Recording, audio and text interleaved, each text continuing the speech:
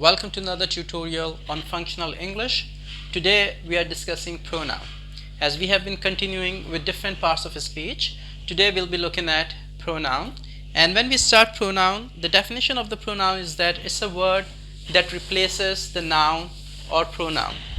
So when we start the pronoun, the very first sentence that I want to share here is English language hates the concept of repetition.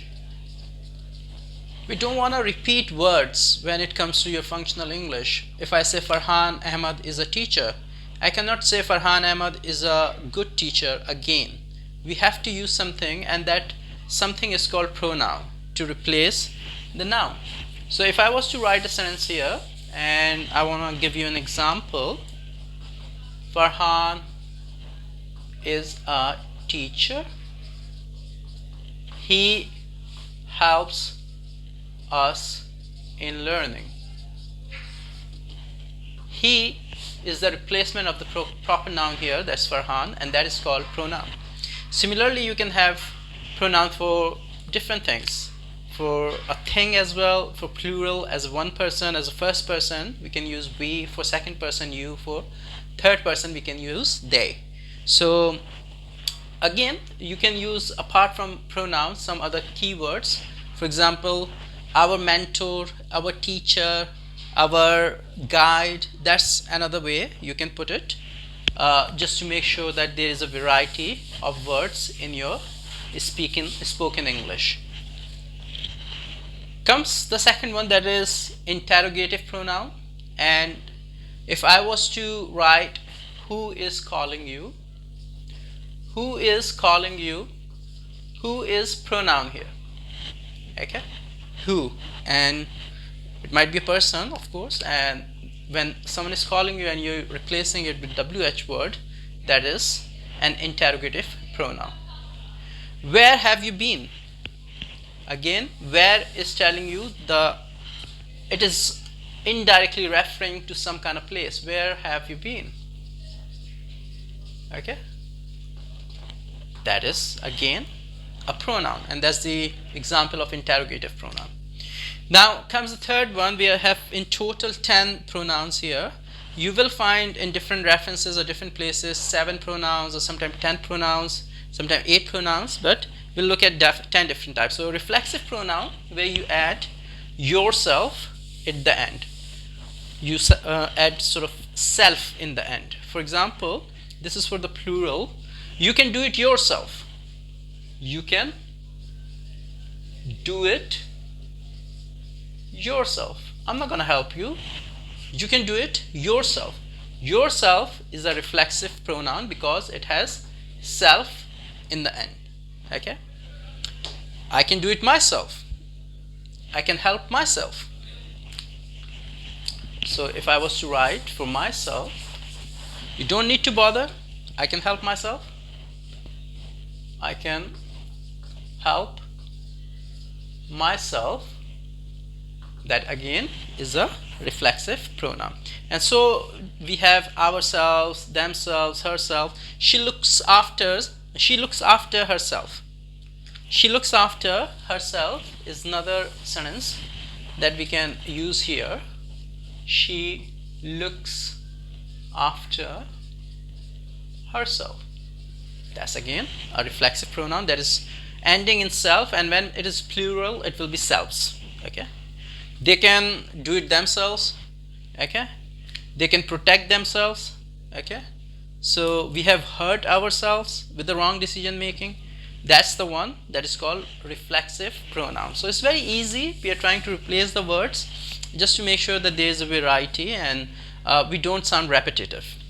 Indefinite pronoun, interesting one, where you don't know who is the person. It could be anyone. So can someone help me? Someone does not identify a particular person. Can someone help me? Can someone guide me? That's another one. Okay, does anyone know the answer?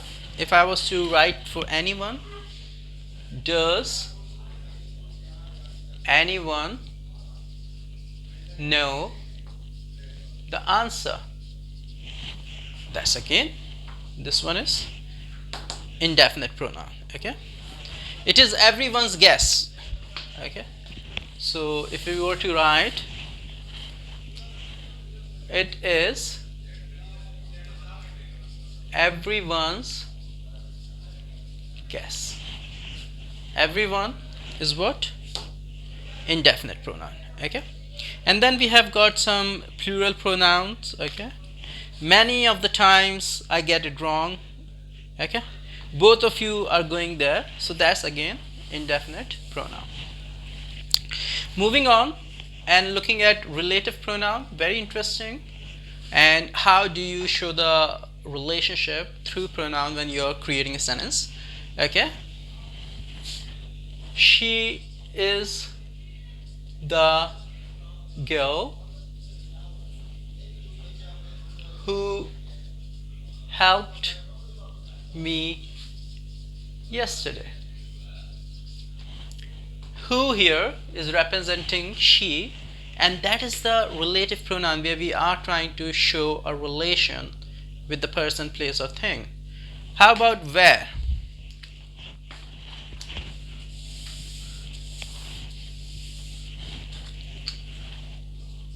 London is the city where I have lived 5 years of my life. Okay, London is the city where, that's what it is, relative pronoun. Okay, okay, so that's very important. Okay,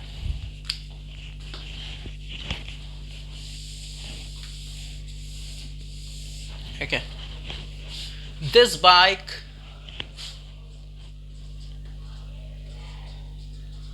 which I have kept for 5 years, this bike which I have kept for 5 years needs serious repair. Okay, so this is how you use the relative pronoun, and this will help you, of course, in your functional English, in writing and speaking both. Okay. Moving on to the next one, reciprocal pronoun. Now, in order to understand one another and each other will be used for two persons, and if there are more than two persons, we will be using one another. Okay. So, if I was to write a very simple sentence for each other, they love each other. So there are two persons who love each other, and that's for this one. If there are more than two persons, for example, we are talking about a community or a group. Muslims look after, or say Muslims respect one another. Okay. So Muslims respect one another. That's for the multiple people, more than two persons. Okay. Now moving on to demonstrative pronoun. That is my book. This is my car. That is your problem. Okay. These flowers are beautiful. For example, these flowers are beautiful. This is my book. That is your car. That's the demonstrative pronoun that demonstrates sort of like the person, place, or thing. Okay. Now moving on to possessive pronoun here, where we have got ours, his, their, her, mine. Okay. He's a good friend of mine. He is a good friend of mine. Okay, so that is showing the possession as you have, Okay, this is his problem. This is his car. Okay, say for example, that is his bike. That is a possession here. That is his bike. So that's a possession here. Okay, ours, their, okay, all these things are the possessive pronoun. Okay, so if I was to write another one, the next one, okay, this house is ours. This is our house. That's one way of putting it. This house is ours. Okay, all yours. That's again the possessive pronoun. Distributive pronoun, each, either or either, however you pronounce it, neither or neither. So each, for each, if I was to say each of the girls are healthy. Each of the girls will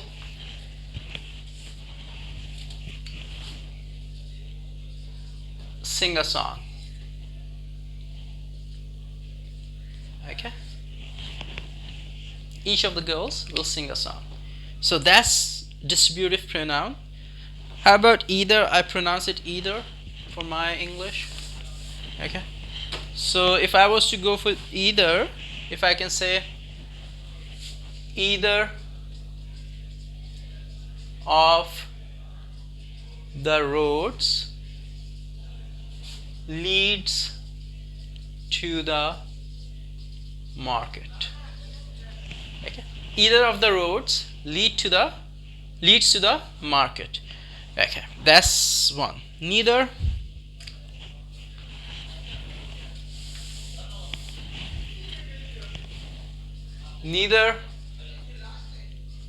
of the boys has passed the exam. Neither of the boys has passed the exam. So then that's the distributive. Now comes very last one, intensive pronoun. And this is where you sort of like stress something. I myself can do it. So that will be an intensive pronoun. I myself can do it. That's the intensive pronoun. So these are the 10 types that you'll find. Some of them are very interesting, as we see yourselves and relative, and sometimes you get it mixed up. Sometimes you don't get it right. So this will help you technically in sort of like working on your grammar and syntax. And I hope that this will make your English more functional and will give you the conversational ability that you require to navigate through the communication challenges that we have in the modern era. So I'll see you with another series, with another lecture or another tutorial, with another video in the future. And meanwhile, you look after yourself. If you can, please do like and subscribe to my channel. I'll see you with another topic. Thank you.